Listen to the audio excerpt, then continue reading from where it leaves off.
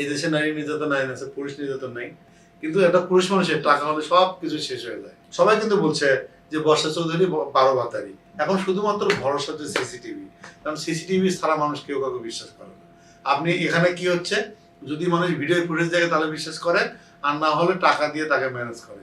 এবং আরেকটা জিনিস আপনাদের বলি, এখানে হচ্ছে নারী নির্যাতন আইন বেড়ে গেছে এবং নারী লোভী কিছু লোক, তারা হচ্ছে যে মানে নারীদের দেহ এবং তাদের বিছানায় নিয়ে গেলে তাদের পক্ষে যাচ্ছে।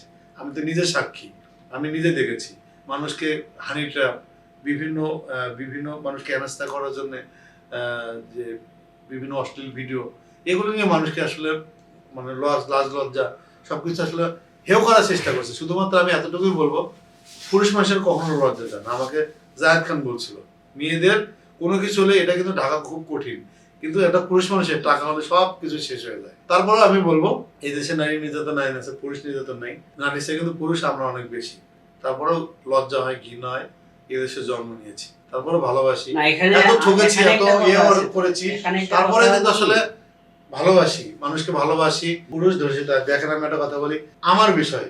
এই যে বর্ষা চৌধুরী নামে একটা বার্তা আমাকে কি করলো, আমাকে মিথ্যা মামলা দিয়ে আমাকে জেল খাটালো, আমাকে কোর্টে গিয়ে বিয়ে করলো, বিয়ে করে সে বলছে বিয়ে করিনি।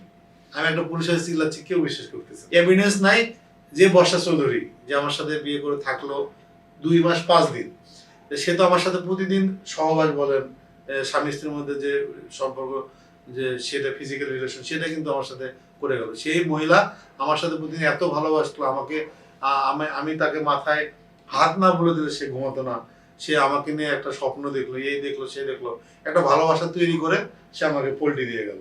রাইট, আমি এখন মামলা করছি, অনেক কিছু করছি, সেখানে হয়তো বা লং টাইম লাগবে এবং সেটার একটা সুরাহা পাবো, যেহেতু আমি একজন নিজে একটা অনুসন্ধানী সাংবাদিক। দেখেন, আমাকে বিয়ে করছে 12 নম্বর। সবাই কিন্তু বলছে যে বর্ষা চৌধুরী 12 ভাতারি। এই যে তাকে যে বলছে, সে একটা মহিলাকে আপনি ডেকে, আমি ক্যামেরা ধরবো, আপনি বলবেন যে আপনি 12 ভাতারি। ওই মেয়ে আপনাকে যদি কষা যদি দুটো থাপ্পড় না দেয়, আমি এই কান কাটে কুত্তা রাখাবো, কিন্তু ওর লজ্জা নেই, ওর লজ্জা হচ্ছে না। এবং আমার পরে আরেকটা বিয়ে করছে এবং সাবেক পুলিশ এক কি বলে সার্জেন্টের এক পুলিশ অফিসার, তার অশ্লীল ভিডিওতে তাকে বিয়ে করার পরিকল্পনা করতেছে। তাহলে বলো আমি কি 13টা বিয়ে করতে পারবো? ওই যে করে রাখলাম পুরুষকে, কিন্তু এই 14 ভাতারি যে এখন তো 14 ভাতারি হচ্ছে বর্ষা চৌধুরী, তাকে তো কোনো শাস্তি আওতায় নিয়ে আসতে পারতেছেন না। একটা পুরুষ কি হলো 13টা বিয়ে করে, তাকে তো ওই জীবন, সেই পুরুষগুলো তো হচ্ছে যে ক্ষণিকের ছেলে।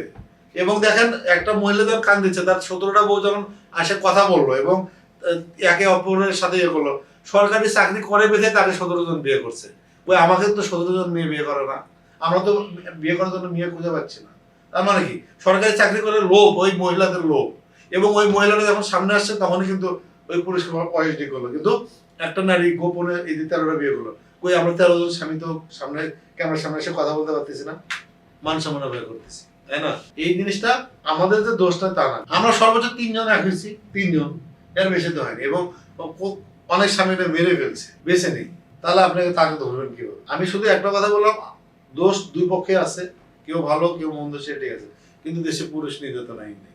আপনি আপনাকে যে কয়েকদিন আগে দেখলাম যে একজনের পুরুষ অঙ্গ কেটে দিল, ওই সে দিব্যি ঘুরে বেড়াচ্ছে। আপনি বুঝেন আপনার পুরুষ অঙ্গ কেটে দিলে ওই পুরুষের থাকেই না কিছু, সে ঘুরে বেড়াচ্ছে, সে বড় বড় কথা বলতেছে। এবং দিন শেষে দেখেন ওনাকে বলছি, আরে বাবা আমি একটা কথা বলো, আপনার পুরুষ অঙ্গ কেটে দিলে পৃথিবীর সবকিছু সম্ভব, কিন্তু ওটা কখনো জোড়া লাগবে না। আপনার সম্ভব আপনি হাতটা কাটা গিয়ে জোড়া লাগাতে পারবেন?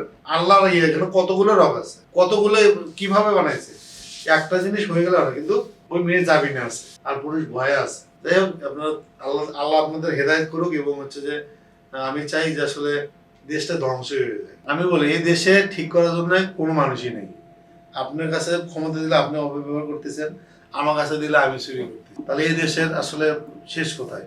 আমাদের মনে হয় যে আমাদের প্রথম ভুল হয়েছে, ঠিক আছে, এই দেশে জন্ম নেওয়া। আমরা ভালো নয়, জীবনে ভালো হবো না। আমরা ঢাকা শহর রিস্কা সরাতে পারতেছি, আমরা কি ভালো থাকবো? ভালো থাকবো।